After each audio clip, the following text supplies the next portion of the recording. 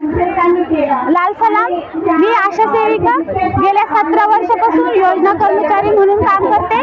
आज 1 जून, खरं तर 1 जूनला संपूर्ण महाराष्ट्रभर CIT संघटनेने जो लढा उभा केलाय 1 तारखेचा,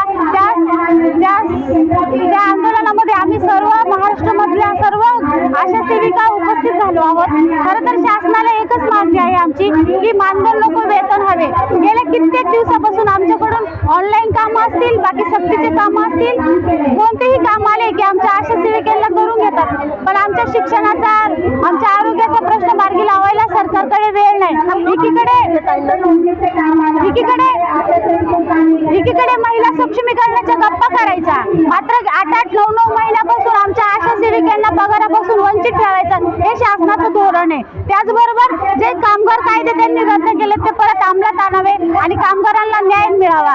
आज आम्ही मानधन नको, वेतन हवे या मागणीसाठी संपूर्ण आशा सेविका या पॅन्डलमध्ये थांबलेलो आहोत।